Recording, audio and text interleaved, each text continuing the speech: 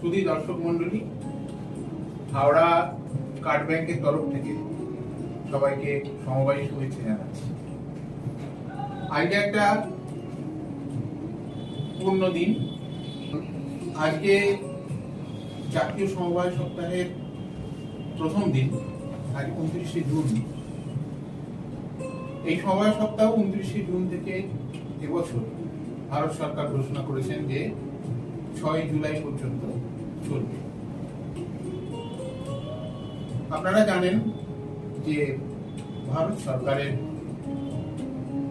সমবায় দপ্তর তারও এটা ৫ম বর্ষপূর্তি। এই উপলক্ষে এবং জাতীয় সমবায় সপ্তাহ তার উদযাপনে সমবায় দপ্তরের নির্দেশে আমরা হাওড়া এআরডিবি কিছু উদ্যোগ গ্রহণ করেছি। যেমন আজকে পতাকা উত্তোলনের মাধ্যমে আমাদের কর্মসূচি সূচনা হয়েছে। এই সঙ্গে ডিজিটাল ক্যাম্পেইনিং, সেটা আমাদের যে বিভিন্ন সোশ্যাল মিডিয়া ওয়েবসাইটে আছে সেখানে আমরা দেব। তারই অঙ্গ হিসেবে আমরা একটি ছোট্ট সাক্ষাৎকার আপনাদের সামনে নিবেদন করব, যার মূল বিষয় দীর্ঘমেয়াদী লোন ক্ষেত্র সম্ভাবনা ও সমস্যা। এই সম্পর্কে আমাদের মতো করে, আমাদের হাওড়া এআরডিবির মতো করে একটা উপস্থাপনা আমার করার চেষ্টা করব। আমি এই ব্যাংকের মুখ্য নির্বাহী আধিকারিক শ্রী অনিমেষ ভট্টাচার্য, আমার সঙ্গে আছেন এই ব্যাংকের অ্যাসিস্ট্যান্ট জেনারেল ম্যানেজার ও বরিষ্ঠ আধিকারিক নবেন্দু সরকার। নমস্কার। এই সাক্ষাৎকার আপনাদের সামনে নিবেদন করছি। আচ্ছা নবেন্দু, এই হাওড়া জেলা এআরডিবি, যার এখন নাম হচ্ছে Howrah district cooperative agriculture rural development bank, এই ব্যাংকের সূচনা কি করে হলো? আপনি অনেক পুরনো কর্মচারী, আপনার আমাদের না থাকতে পারেন, বা এই ব্যাংক কবে থেকে স্থাপিত হয়েছে এই যদি সংক্ষিপ্ত ইতিহাস আপনার জানা থাকে এ সম্পর্কে একটু দর্শকদের অবহিত করুন। হ্যাঁ স্যার, অ্যাকচুয়ালি আমি এই ব্যাংকে 2005 থেকে আমি এই ব্যাংকে আছি। তো যতটা আমাদের যারা সিনিয়র এবং প্রাক্তন যারা স্টাফ বা আমার থেকেও যারা সিনিয়র, তাদের থেকে এই ব্যাংকের যে ইতিহাস আমি শুনেছি সেটুকু আপনাকে বলতে পারি। আজ থেকে প্রায় 60 বছর আগে মাত্র 2জন স্টাফ নিয়ে এই ব্যাংকের পড়াশোনা শুরু হয়েছিল। যে 2জন স্টাফ সেই দিন ছিলেন, তারা এখনো জীবিত আছেন, আমাদের মধ্যে আছেন। তার মধ্যে একজন ছিলেন মাননীয় হিমাংশু শেখর মন্ডল মহাশয় এবং শ্রীযুক্ত সুখর ভাইয়া মহাশয়। এই ব্যাংক প্রথম পথ চলা শুরু করেছিল উলুবেড়িয়া 1 নম্বর ব্লকে যে বিডি অফিস, তার একটা ক্ষুদ্র বিয়ে। তখন তার নাম ছিল ল্যান্ড মর্টগেজ। সময়ের সাথে সাথে নাবার্ডের পরিকল্পনায় এবং অবশ্যই আমাদের অ্যাপেক্স ব্যাংকের নির্দেশনায় এই ব্যাংকের নাম পরবর্তীকালে হয়েছিল ল্যান্ড ডেভেলপমেন্ট ব্যাংক এবং কালক্রমে সেটা পরিণত হয় হাওড়া এআরডিবি। যে ব্যাংকের পথ চলা শুরু হয়েছিল 1967 সালের 17 ফেব্রুয়ারি, যার রেজিস্ট্রেশন নাম্বার 26। পরবর্তীকালে সেই ব্যাংকে ওই 2জন স্টাফের অতিরিক্ত আর একজন সেদিন যোগদান করেছিলেন, তার নাম হচ্ছে জিন্নাত সাহেব। আমাদের এখানে উলুবেড়িয়া পুরুহাটার সন্নিকটে ওনার বাড়ি। দুর্ভাগ্যের বিষয় উনি আমাদের মধ্যে নেই। শুনেছি যে মাত্র 25 পয়সা প্রতিটা বন্ড লেখার জন্য 25 পয়সা হিসাবে উনি সেদিন ওনার স্যালারি বলেন, ওনার কর্মের মূল্য বলেন পেতেন। পরবর্তীকালে ক্ষুদিরাম বাবু থেকে শুরু করে তারপরে কালক্রমে আরো স্টাফ যোগদান করে, পরে পরে বৃদ্ধি পেতে থাকে, অনেক স্টাফের নিয়োগ শুরু হয় এবং ব্যাংক আস্তে আস্তে আস্তে আস্তে আজকে যে ব্যাংক আপনি দেখতে পাচ্ছেন স্যার, সেই ব্যাংকে পরিবর্তন হচ্ছে। এই হলো মোটামুটি ব্যাংকের ইতিহাস। এখন আমি ওনার কাছে জানতে চাইবো যে এই যে আপনার হাওড়া এআরডিবি এর সদস্য পদের এলাকা বা আপনাদের যে আমাদের যে কর্মক্ষেত্র, এইটা মূলত কি গ্রামীণ এলাকা না এটা কোন জায়গা নিয়ে কথা করছি? হাওড়া জেলার মধ্যে আমাদের অপারেটিং এরিয়া। তো হাওড়া জেলা একটা অদ্ভুত জেলা। এর মধ্যে আপনি বলতে পারেন এর মধ্যে নেই এমন কিছু নেই। প্রত্যন্ত গ্রামাঞ্চল যেমন আছে, যেমন আছে আরবান এরিয়া, যেমন আছে সেমি আরবান এরিয়া। তাই আমি বলতে পারি না যে শুধুমাত্র গ্রামীণ মানুষকে নিয়ে আমাদের কর্মক্ষেত্র। আমরা সব এরিয়াটাকে আমরা কভার করছি, সব ধরনের মানুষের মধ্যেই ব্যাংকের যে বার্তা আমরা পৌঁছে দিয়েছি এবং আগামী দিনে পৌঁছে দেবো আমাদের যে কর্মপ্রসারতা তা। আচ্ছা নরেন্দ্রবাবু, আমাদের ব্যাংকের আমরা যে লোনগুলো দিই বা আমাদের যে কাস্টমার বেস, তার মধ্যে স্বনির্ভর গোষ্ঠীর ভূমিকাকে অস্বীকার করা যায় না। স্বনির্ভর গোষ্ঠী হাওড়া ব্যাংকের মেরুদণ্ড বলা যায় এবং ভারত সরকারের যে স্বয়ম্ভর গোষ্ঠীর মাধ্যমে সমস্ত স্বয়ম্ভর গোষ্ঠীকে সমবায়ের মাধ্যমে যুক্ত করা এবং তার মাধ্যমে যে স্বয়ম্ভর গোষ্ঠীর মহিলাদের লাখপতি দিদি, এই শব্দ বন্ধটা ইউজ করা হয়েছে। এই প্রসঙ্গে একটু বলুন, আপনারা কতগুলো স্বয়ম্ভর গোষ্ঠী আছে, তাদের কিভাবে আমরা কতজনকে লোন দিতে পেরেছি এখনো পর্যন্ত, এবং আমরা কি কি ধরনের তাদের ট্রেনিং দিই, আমাদের ভবিষ্যতে তাদের নিয়ে কি পরিকল্পনা রয়েছে, এই ব্যাপারে আমি একটু বলতাম। আজ থেকে প্রায় 7-8 বছর আগে ব্যাংকের যে স্টাফ তাদেরও কর্ম প্রচেষ্টা আছে। আমরা ব্যাংক কিন্তু অনেকগুলো এসএইচজি গ্রুপ খুলি এবং এর পেছনে স্যার অনেক কাহিনী আছে। কাহিনী বলতে এমন একটা সময় হয়েছে যখন আমরা বিভিন্ন পক্ষে মিটিং করেছি এবং সেখানে এমনও হয়েছে একদিন প্রায় একটা দিনে আমরা 40টা 50টা করে এসএইচজি গ্রুপ করেছি, বিভিন্ন জায়গায় মিটিং করে। বিরাট অ্যাচিভমেন্ট। হ্যাঁ, তো আমি যেটা বলছিলাম স্যার, আমাদের হাওড়া টিভির যে ব্যাকবোন সেটা হচ্ছে এসএইচজি। আজকে আমাদের এখন যে দাঁড়িয়ে যেটা অবস্থা, তাতে প্রায় 706টা এমন এসএইচজি গ্রুপ আছে, যার মধ্যে যুক্ত আছে 7,755 মহিলা। এবং তার মধ্যে আমাদের এই 706টা গ্রুপের মধ্যে 364টা গ্রুপ আমাদের লোনের মধ্যে আছে, মানে পাইপলাইন আছে। এবং গত ফিনান্সিয়াল ইয়ারে আমরা 6,70,00,000 টাকা লোন দিয়েছি। এবারে আমরা টার্গেট করেছি ওইটাকে প্রায় 10 কোটি টাকায় নিয়ে যাবো। লক্ষ্যমাত্রা দিয়েছিল আমরা অ্যাচিভ করেছি, আমরা অ্যাচিভ করেছি এবং সমস্ত লোনের মতো এসএইচজিটা আমরা অ্যাচিভ করেছি।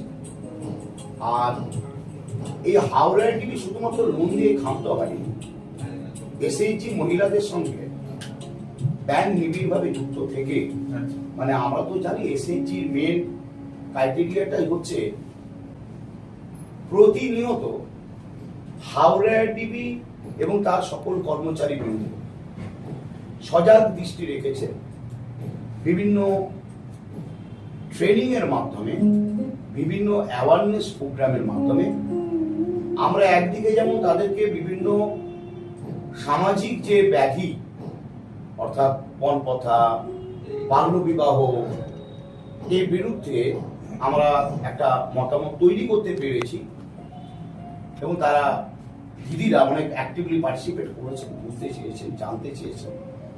সঙ্গে সঙ্গে স্বাস্থ্য পরিষেবা, মানে তারা কিভাবে স্বাস্থ্যকে তাদের সমৃদ্ধ করতে পারে, একটা মা তার প্রসবকালীন সময়ে কি করা উচিত কি করা উচিত নয়, এগুলো সম্পর্কে আমরা যথাযথ চেষ্টা করেছি আলোচনার মাধ্যমে তাদেরকে সজাগ করে।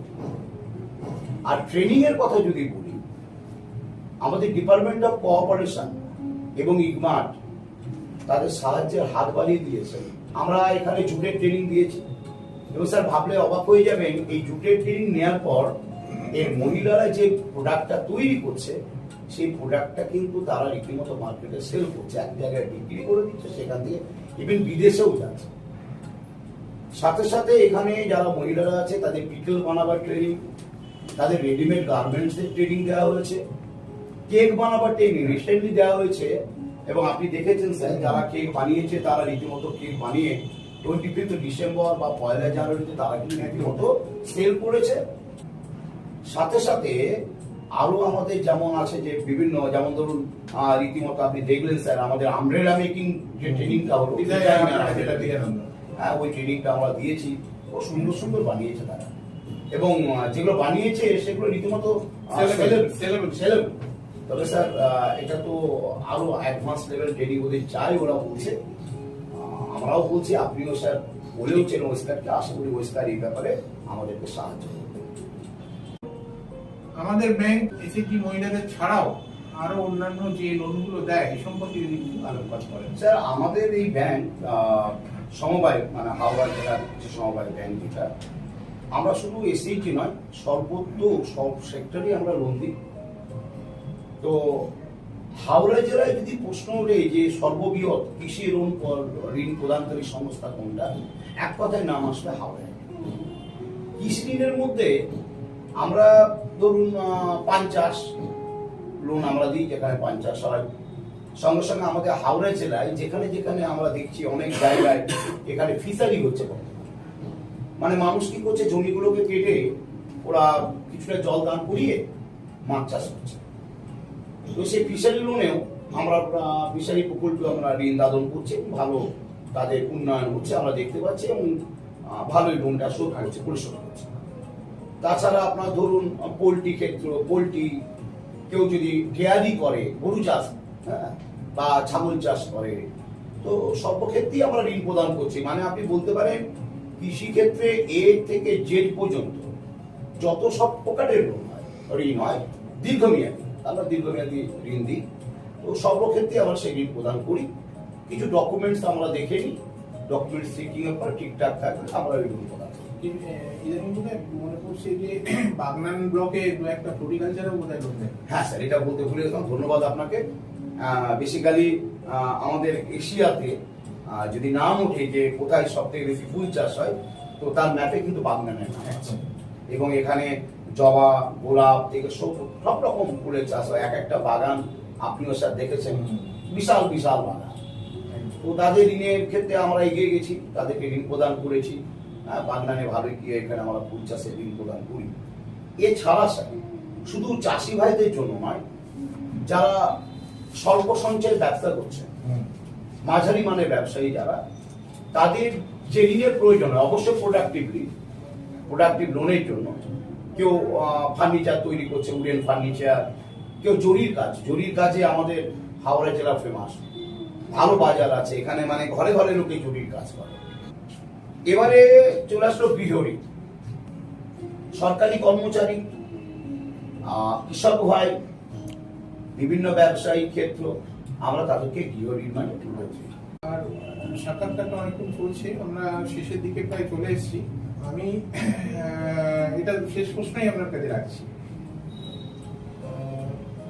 যে আমরা পরিষেবা দিচ্ছি, আপনি একটু আগে বললেন না যে আমরা প্রথাগত ট্র্যাডিশনাল পুরনো মানসিকতা থেকে বেরোতে পারছি না, বা আমরা সেই ম্যানুয়াল ইন্টারভেনশন সেই জায়গাটা কিন্তু পুরোপুরি বেরিয়ে আসতে পারিনি।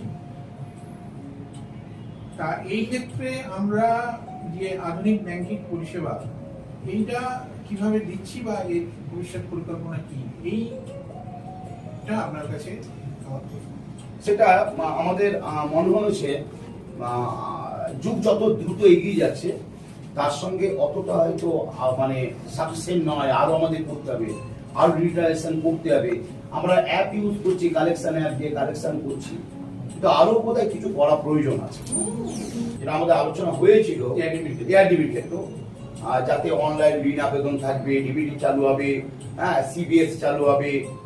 এইগুলো যদি করা যায়, তবে এই পরিবর্তনশীল যুগে, যেখানে আজকের সঙ্গে কালকে সকালে পরিবর্তন হয়ে যাচ্ছে, নতুন নতুন পন্থা আবিষ্কার হচ্ছে, সেইগুলো আমরা কিন্তু অ্যাডপ্ট করতে যদি পারি, তবে সেখানেই কিন্তু আমরা সার্ভাইভ করতে পারবো। যেমন আমি বলছি আপনাকে, কোর ব্যাংকিং সিস্টেম যদি চালু করে দেয়, তারপরে ইউপিআই, এটিএম, রুপে কার্ড, হ্যাঁ, তো এইগুলো চালু করলে ভালো হয়। আমাদের এই সেক্টরে এমন অনেক সমবায়ী আছেন যারা আন্তরিকভাবে মনে প্রাণে এই সমবায় ক্ষেত্রটাকে ভালোবাসেন। ওনার বক্তব্য খুব সুন্দরভাবে বলেছেন, আমরা আজকে আর দীর্ঘায়িত করবো না। সকলকে আমাদের তরফ থেকে আন্তরিক শুভেচ্ছা জানিয়ে আমরা শেষ করছি।